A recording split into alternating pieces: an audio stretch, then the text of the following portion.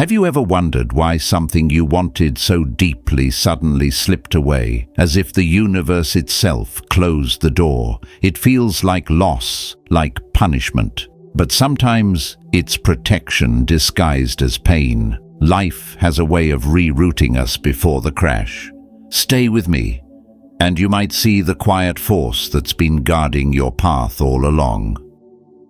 As we step into the first chapter, imagine standing before a door you wanted so badly it felt like your destiny. You knocked, waited, prayed, but it never opened. You called it bad luck, failure, punishment. Yet later, when peace quietly arrived instead of pain, something inside you whispered, this wasn't rejection, it was redirection. Life has a way of protecting us from what we think we need. When something ends, a relationship, a dream, a plan, it feels like being torn apart. But time reveals the truth that ending wasn't destruction, it was preservation.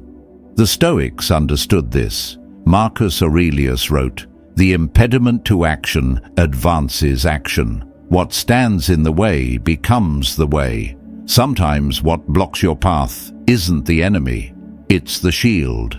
Now picture a sailor on calm waters, certain he's steering toward fortune. Suddenly, the wind changes, forcing him off course. He curses fate, unaware a storm rages ahead. The very wind he fought against saved his life. Fate works like that. It intervenes, often through loss, before the storm reaches you. I once met a man who swore the woman he loved was meant to be his future. When she left, he was shattered. But years later, when her life unraveled in chaos, he understood. What felt like heartbreak was mercy in disguise. He wasn't abandoned, he was spared. The Stoics didn't worship luck, they trusted order. Seneca said, "Fate leads the willing and drags the unwilling."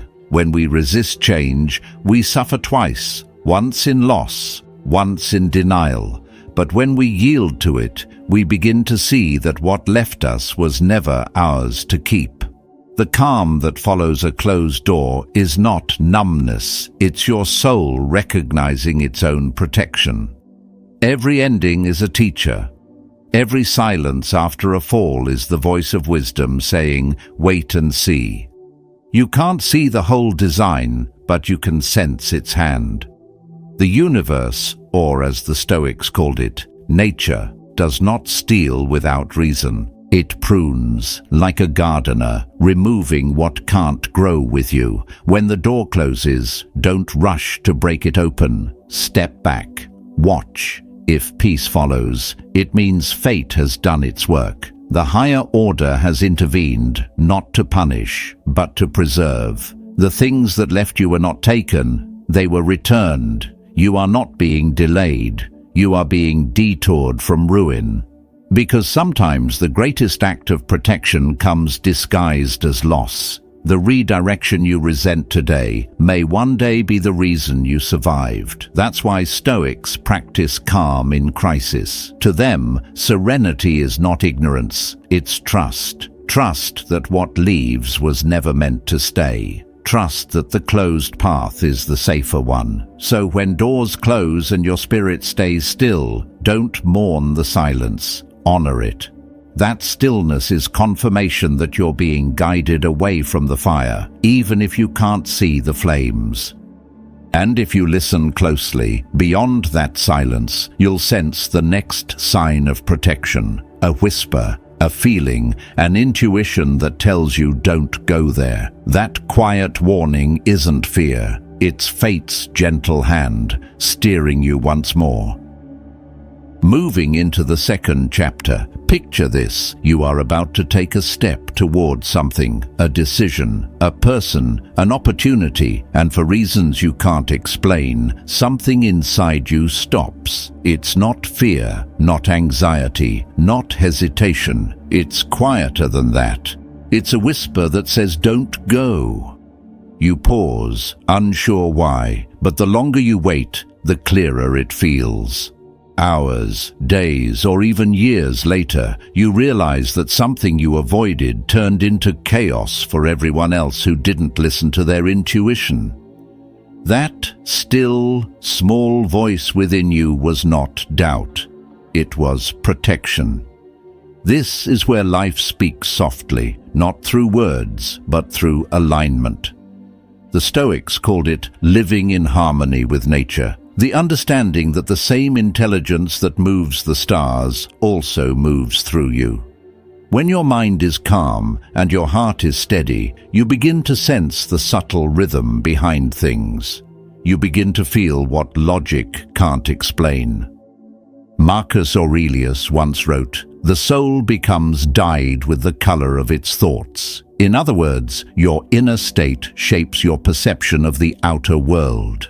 A clear mind sees clearly. A still soul feels what chaos tries to hide. There's a story of a merchant in ancient Rome who prepared to sail for trade on a morning when the sky was calm and the sea looked merciful. His men urged him to leave quickly to make profit before his rivals, but something inside him hesitated. He couldn't name it, couldn't reason it, but he felt a heavy silence pressing on his chest. Against their protests, he waited. By sunset, the sea turned violent, and every ship that had departed was swallowed by the storm. When asked why he stayed behind, he simply said, "It wasn't fear. It was reason speaking quietly through the heart." The Stoics never separated intuition from reason.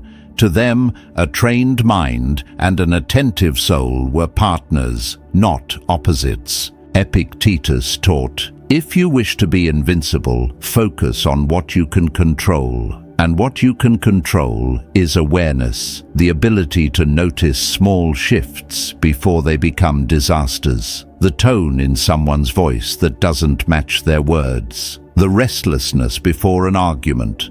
The tightness in your chest when something isn't right. These are not coincidences. They are quiet warnings from life itself. We live in a world addicted to noise. People rush to fill silence with distraction. But wisdom hides in stillness. You cannot hear life's guidance if you never pause to listen. The Stoics practiced silence for this very reason. They believed that by mastering the inner dialogue, one could better interpret the external world. Seneca wrote, "The greatest remedy for anger is delay." The same applies to decision. Delay is not weakness, it's discernment. When something inside you says wait, the wise do not rush to prove courage. They pause to honor clarity. I learned that lesson the hard way. Years ago, an opportunity came that seemed perfect. Everything I thought I wanted, the praise, the reward, the recognition, every voice around me said, "Go for it." But deep down, something was unsettled. It wasn't fear, it was awareness. I ignored it. I convinced myself that hesitation meant cowardice, so I went ahead. What followed was a storm, betrayal, loss, the kind of lesson that strips you bare. Looking back, I realized the warning had been there the whole time. I had just drowned it in noise. To sense danger before it happens, your mind must be still enough to detect it. You don't need to predict the future, you need to perceive the present. When you slow down, you notice details that others miss, the subtle shift in energy, the look that reveals intention, the unease that precedes collapse. The Stoics trained this awareness like warriors trained their bodies. They observed themselves as carefully as soldiers study the wind before drawing the bow. Stillness, they believed, sharpens perception more than speed ever could. Imagine a hawk circling high above a valley. It sees movement long before its prey senses danger. Not because it has magic, but because it has perspective. You have that same ability when you quiet your mind. Intuition is not a gift for a few, it is a natural faculty dulled by noise. When you silence distraction, your instincts sharpen. What others call coincidence, you will call clarity. This is not superstition. It's the discipline of presence. The Stoics trusted the rational order of the universe, but they also understood that reason does not always speak through logic. It often speaks through feeling. The key is discernment, learning to separate fear from intuition. Fear panics, intuition whispers. Fear demands proof. Intuition offers peace. If you want to test which voice is speaking, notice the feeling that follows the thought. Fear leaves you tense. Intuition leaves you still. Fear pushes. Intuition pauses. Fear argues. Intuition knows. This is why a calm mind is essential to a Stoic life, because only in stillness can you tell the difference. So when you feel that quiet nudge, don't dismiss it. Don't demand evidence. Don't drown it with advice from others who cannot hear what you hear. Step back. Observe. Time will reveal what your intuition already knows. The chaos you avoid will never send you a thank you note, but peace will. It always does. Marcus Aurelius wrote, "Look within. Within is the fountain of good, and it will ever bubble up if you will ever dig."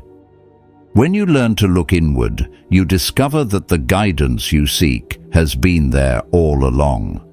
The higher order of life does not always announce itself through signs and miracles. Sometimes it speaks in small hesitations that save your soul from storms you never had to see. So the next time you feel a pull to pause, honor it. The world may rush, but you don't have to. You are not falling behind. You are aligning with something greater than speed.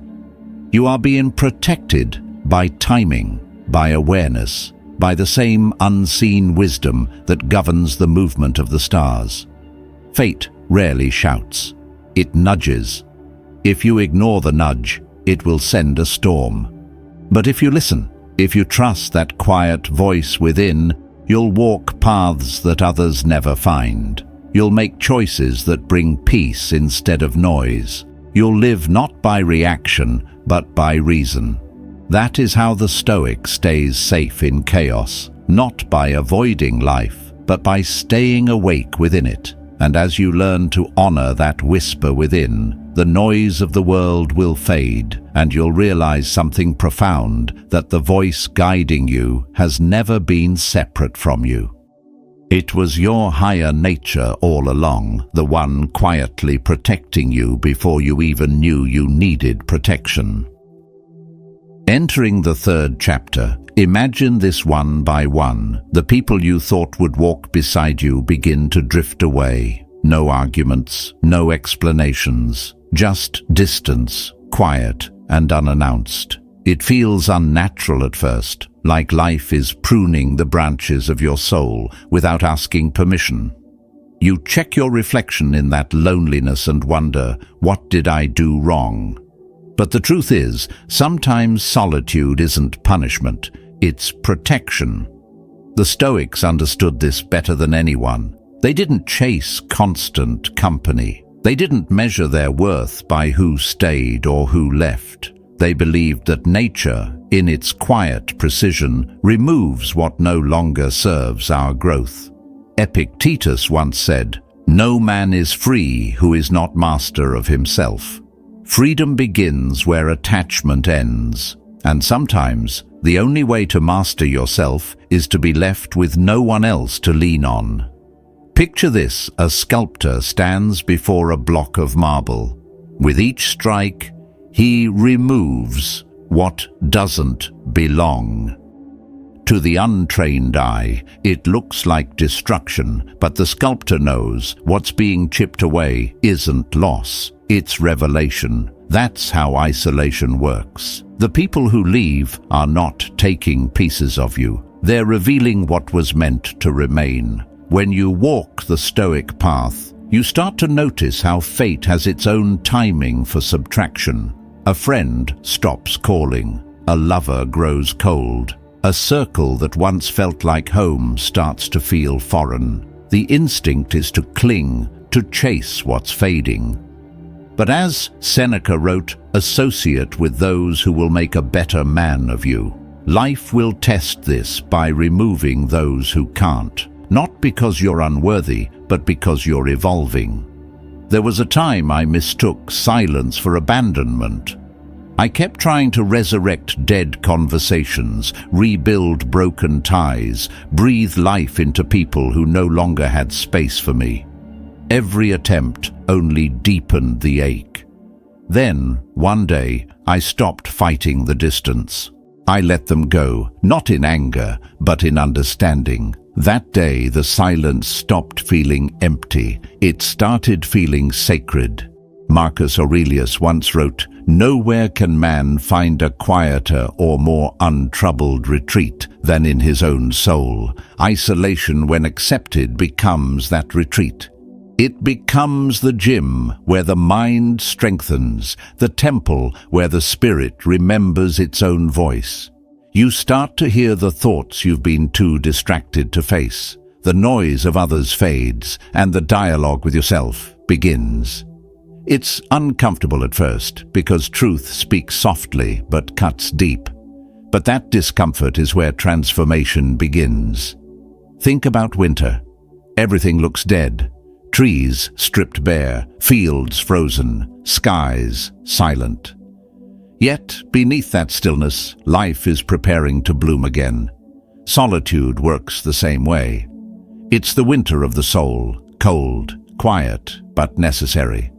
Growth doesn't always look like motion. Sometimes it looks like stillness, restraint, or distance.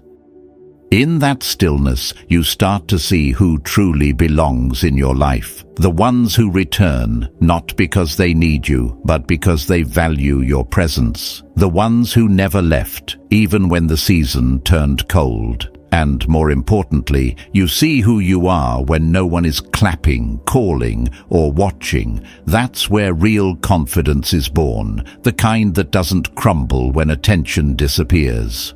I remember reading a letter from Seneca written during exile. He had lost status, power, and friends, yet he wrote with serenity, as though nothing had been taken from him, because nothing essential had. His mind was intact, his peace untouched. The Stoics called this inner fortitude the citadel, a place within that no storm can enter.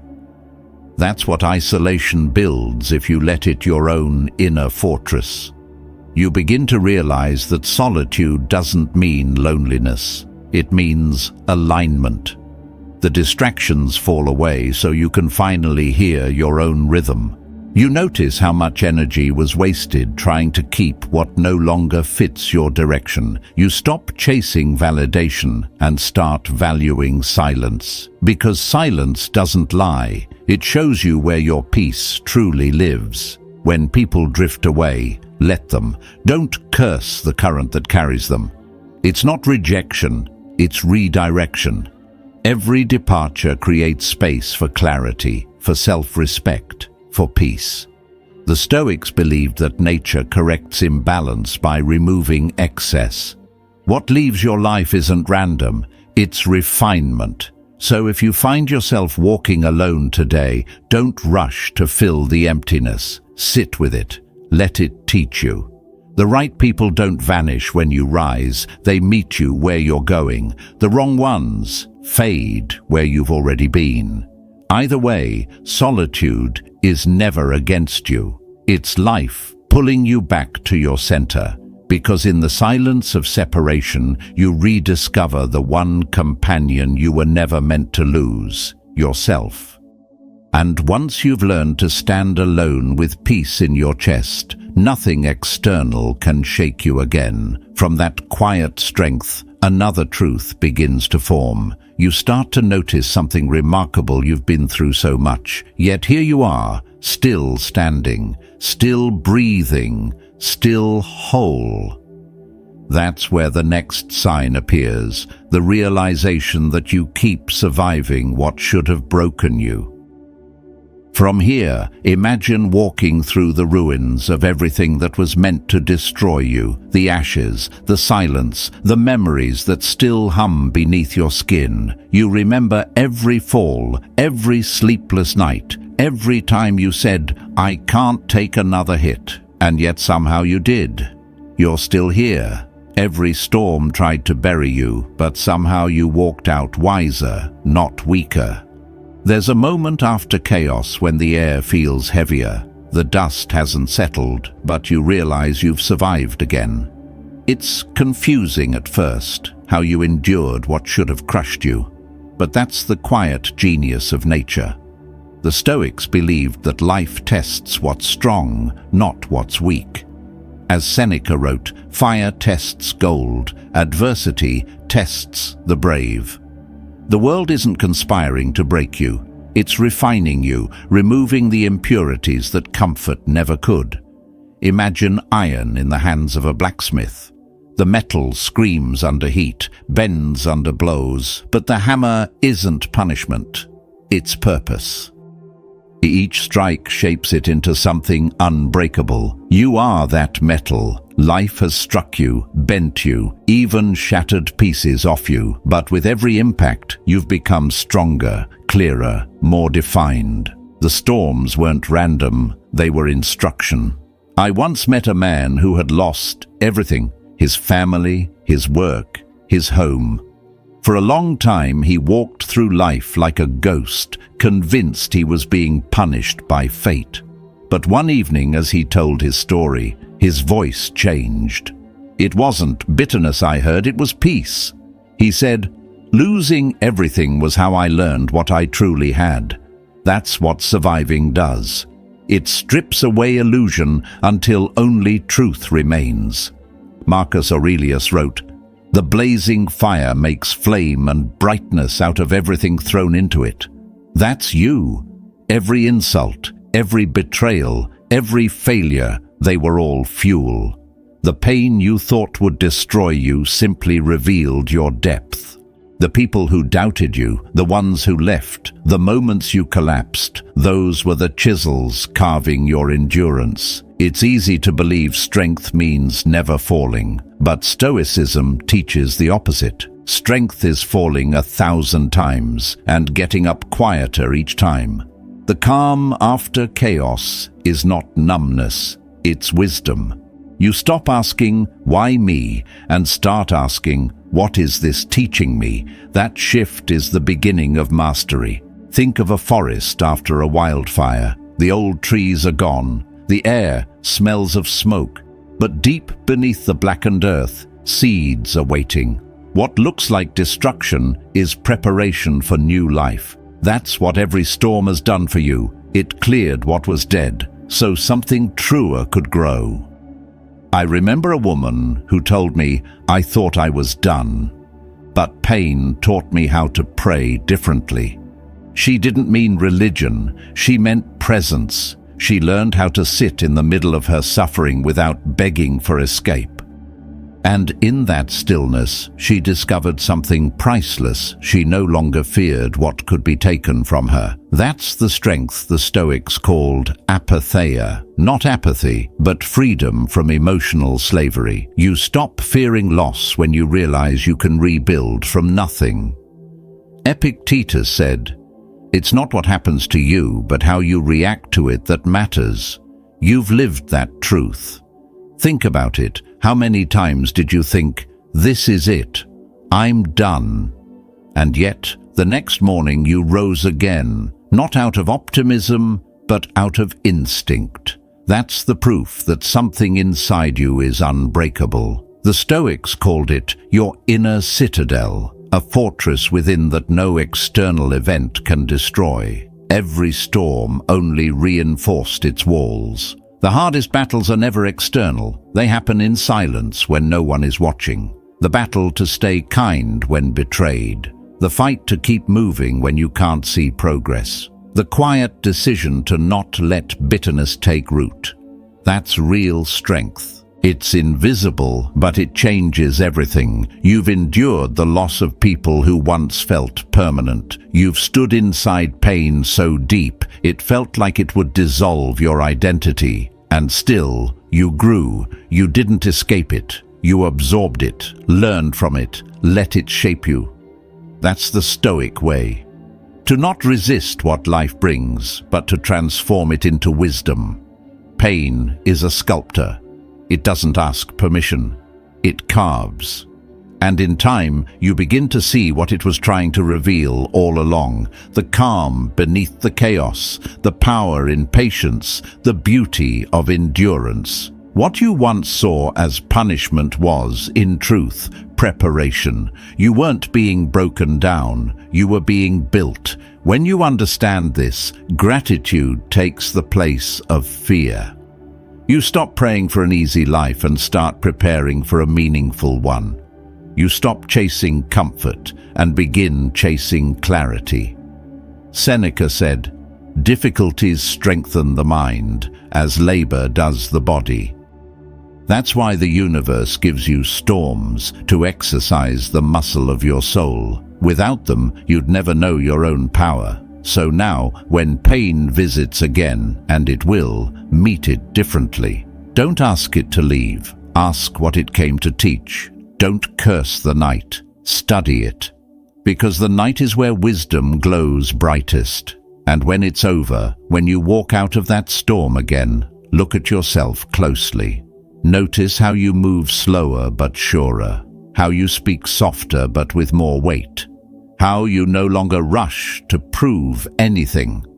That's what surviving does. It doesn't just toughen you, it clarifies you. Every storm that tried to bury you was secretly planting you. Every ending that felt cruel was preparing space for something better. Every scar you carry is proof that you faced life without retreating. That's something few ever learn to do. So yes, you've survived what should have broken you, and now you stand in a place of quiet power, humbled by the past, but unafraid of the future, because survival isn't just about being alive, it's about being awake. And when you are truly awake, something beautiful happens. The right people start finding their way toward you. Not the ones who reflect your old wounds, but the ones who match your new strength. They arrive quietly, without force, as if guided by the same unseen wisdom that carried you through the storms. That's where the next chapter begins, when life, in its own timing, introduces the right person at the right moment, not to complete you, but to walk beside the person you've become. At this stage, imagine walking alone after years of storms. The road behind you is heavy with memory, faces that vanished, chances that dissolved, words that never came back. You've learned how to live without noise, how to breathe in your own company. You've stopped chasing what ran, stopped apologizing for your stillness. You wake up one day, and something inside you has settled. You've made peace with being alone. And that's when it happens. Someone appears, not with noise, not with promises, but with presence. And suddenly, coincidences start feeling too precise. The Stoics wouldn't call this luck. They'd call it alignment.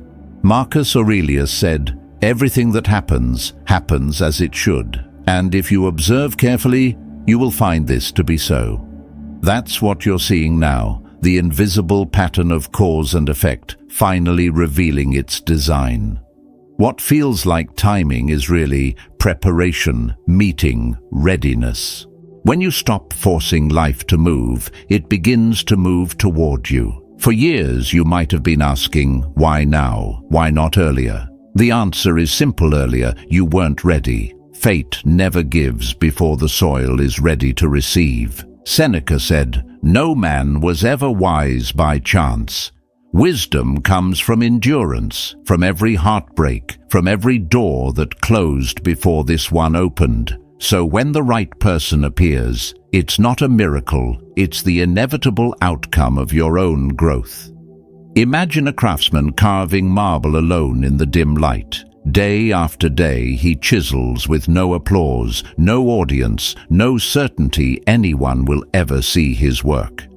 And then one morning, the perfect beam of sunlight falls on the statue, revealing what was there all along. The world calls it timing. He knows it was preparation. That's what meeting the right person is like. They don't complete you. They illuminate what you've already built in silence. Epictetus taught, "Do not wish for things to happen as you want them to, but wish for them to happen as they do." When you begin to live by this, everything changes. You stop begging for outcomes and start mastering your readiness. You become someone who doesn't chase but attracts. Because what belongs to your path doesn't need to be hunted. It recognizes you when you're ready. Sometimes the right person isn't a lover.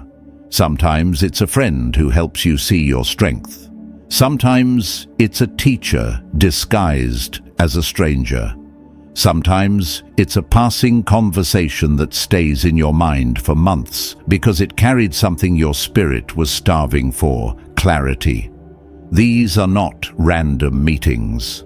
The Stoics believed in the interconnected web of nature, that nothing exists in isolation. Every encounter has a purpose, every crossing of paths a reason. The universe, through its quiet order, arranges these intersections to refine your understanding. And yet, this doesn't mean everyone who enters your life is meant to stay. Some are sent only to hand you a key, others are meant to close a door. The Stoics called this the dance of impermanence. Marcus Aurelius reminded himself, "When you arise in the morning, think of what a privilege it is to be alive, to think, to love, to meet. Every meeting, even fleeting ones, are privileges. Some are chapters, others are sparks. All serve the same master, growth." There was once a man who spent half his life searching for belonging. He chased admiration, relationships, approval, but everything he touched slipped through his hands. One day, after losing what he thought he couldn't live without, he chose solitude. Months passed. He rebuilt his habits, simplified his thoughts, reclaimed his peace. Then, quietly, someone appeared. Not to fill the emptiness, but to honor the space he had built. And in that meeting, he understood something profound. The universe never withheld love. It was waiting for him to become someone capable of receiving it. That's what fate does. It waits until you've mastered silence before it trusts you with sound. It waits until you've faced loneliness before it lets you hold connection without fear. The Stoics taught that fate never delays, it simply prepares. The delays you curse are often the training you need. The emptiness you hate is the furnace of becoming. Seneca wrote, "He who is brave is free." Freedom doesn't just mean walking alone, it means meeting others without dependence. When you meet the right person after surviving yourself, you no longer need them to fill you. You simply share what overflows. That's why the connection feels peaceful, not addictive, calm, not chaotic. It's not about chemistry anymore, it's about clarity. You'll recognize them not by how loud the moment feels, but by how still you become inside it. There's no rush to define, no need to impress. You sense that something about this meeting was written long before either of you were ready. And perhaps it was. The Stoics believed everything unfolds within the harmony of the universe's rational design. The right person arrives not as reward but as reflection of how far you've come and how much you've grown. Sometimes they'll stay, sometimes they won't. Either way, their presence serves its purpose. They might be the mirror that reminds you who you are, or the hand that points you toward the next step. What matters is not how long they stay, but how deeply they fit the moment you met. Because fate is not sentimental, it's precise. you may start noticing more of these patterns. The book that falls off the shelf at the exact time you need its words. The opportunity that finds you the week you almost gave up. The old friend who calls right when your heart begins to close again. These aren't coincidences. They're confirmations. Nature operates through patterns too intricate for our small understanding. When you live in alignment with it, you begin to feel guided, not by mystery, but by reason itself. Marcus Aurelius said, "Accept whatever comes to you woven in the pattern of your destiny, for what could more aptly fit your needs?" That's the essence of this sign. When coincidences start feeling too precise, it's because you've stopped living against the current of life. You've begun to flow with it. And in that flow, timing becomes your ally. So, when someone steps into your life and everything clicks, don't call it fate as superstition. Call it harmony. Call it the inevitable result of living according to virtue. You've built the foundation, endured the storms, faced your shadows. Now, life meets you halfway. The right person doesn't arrive to change your destiny. They appear because you finally stepped into it. You'll notice how quiet this kind of connection feels. There's no rush, no need to prove, just understanding. It feels ancient and new at once. That's the mark of alignment, when something outside of you finally matches the peace within. If you look closely, you'll realize it was never about finding them. It was about finding yourself first. Because once you do, the right people, opportunities and lessons begin to orbit around that clarity. What once felt like luck becomes logic. What once looked like chance becomes order.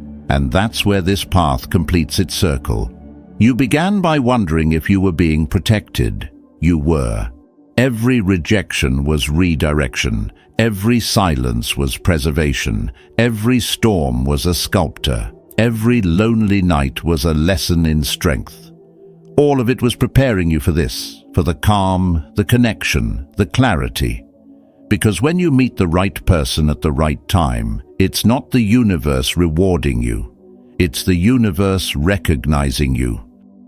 You've become aligned with its rhythm, and it responds with precision. Fate doesn't gamble, it waits. And when it moves perfectly. So when coincidences start feeling too precise, stop questioning, start trusting. The order has always been there. You just had to become still enough to see it.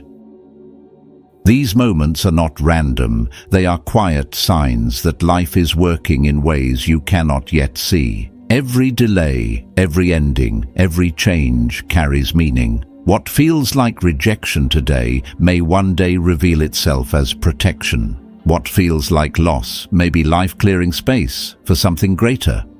The Stoics believed that everything unfolds in perfect order, even when we do not understand it. They taught that peace comes when we stop resisting what happens and start trusting that it serves a higher purpose. Marcus Aurelius reminded himself that the world is change and life is what our thoughts make it.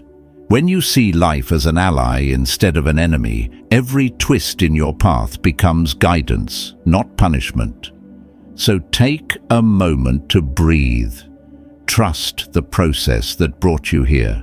Even unseen forces moving in silence are shaping your path towards strength, clarity, and peace. You are not being delayed, you are being directed.